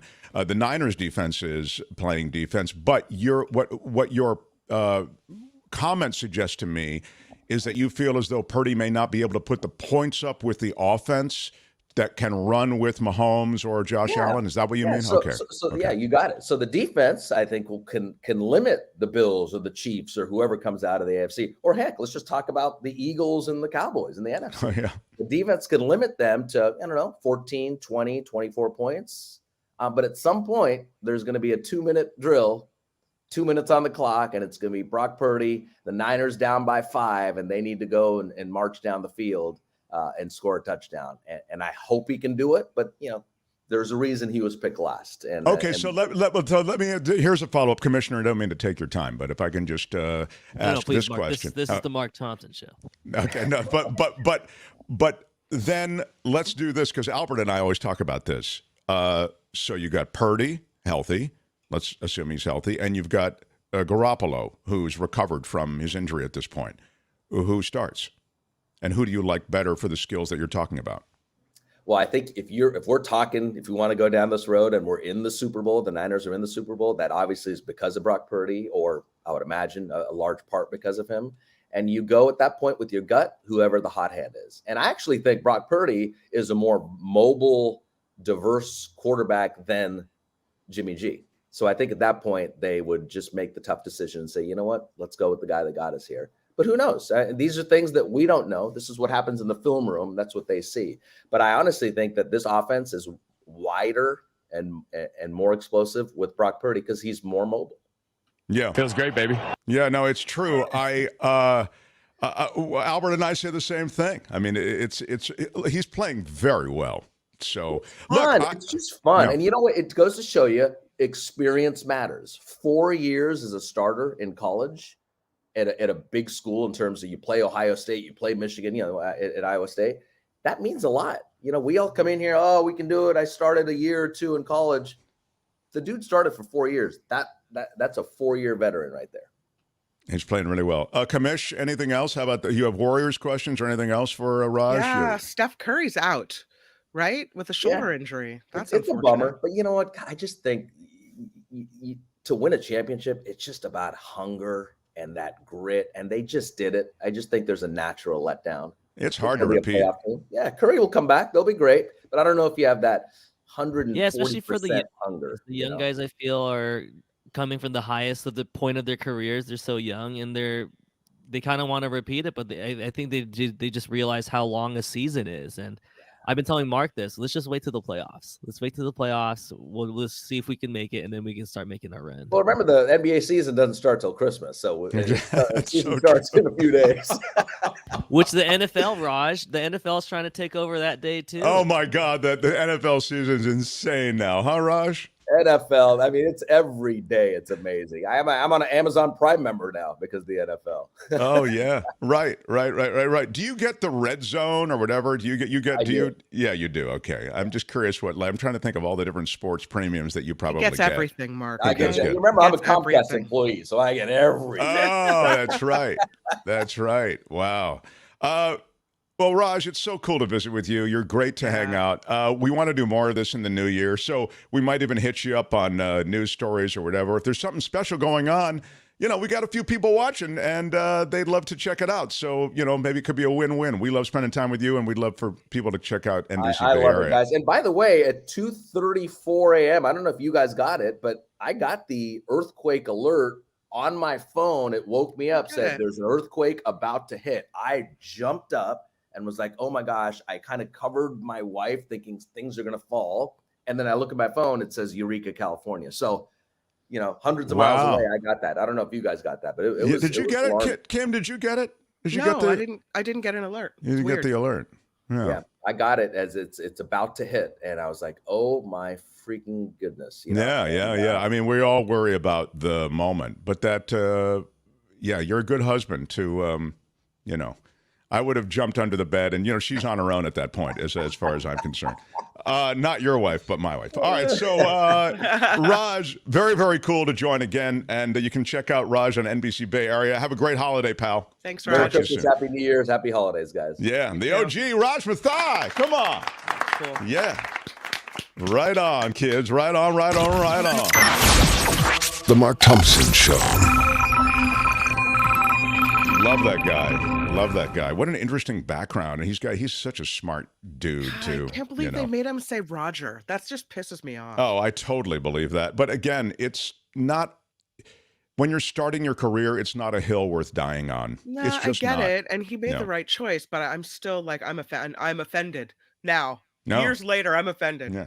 Well, maybe he can give you the name of that person who wanted to. You could pick up the. Listen. And who is this? What is your problem? Don't forget to smash the like button like a boss. With your iron rod. Like a boss. Hit the thumbs up. It helps us in the algorithms of YouTube. Smash that like button. Absolutely. Oh my smash gosh. it. Are you kidding me? Absolutely smash. And so what I would say is that still help us with the thumbs up whenever you can. Whenever you watch, if you're watching in replay, definitely hit us with the thumbs up. And if you want to contribute, because we do need contributions, you don't hear me doing the shout outs to people with super stickers and super chats because we're demonetized temporarily, but it's not because of anything we said or did. It's because of literally a clerical error.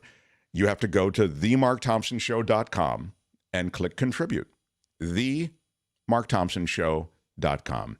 If you don't put the in there, you end up at a ventriloquist website named Mark Thompson. That's the guy we need to get on the show. He would be fun. Commissioner, you could book Mark Thompson, the ventriloquist. And I'd be like, we had the other Mark Thompson on today. Why not have yet another one? Maybe next week. We have a video platform. We have a visual platform. So it would be a terrible radio interview. But, this would be the perfect platform. There was a super famous radio ventriloquist named Edgar Bergen. And his puppet was Charlie McCarthy. It's the father of Candace Bergen, Edgar Bergen.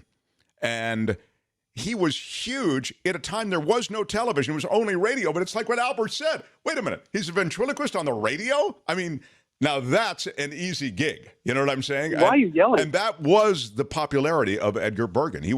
Candace Bergen talks about growing up and feeling like Charlie McCarthy was more famous than she was. The dummy, a ventriloquist dummy. Anyway. I have a picture to show you before we go of the Ferndale earthquake. Oh, okay. Here we go. See if you can see it. Can you see it? No, you need to put it in the. There you go. I got it. Wow. Yeah. Oh. Yeah. Streets buckled. 2 people injured. 71,000 customers without power right now.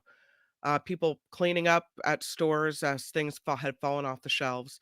A lot of pictures you can see on the internet, but that's just kind of a showcase of the power of a magnitude 6.4, 10 miles off the coast of Ferndale as you approach Eureka. So 6.4 is a huge earthquake. Yeah. You know, that's a serious earthquake. So I'm not surprised. We're going to see more pictures like that.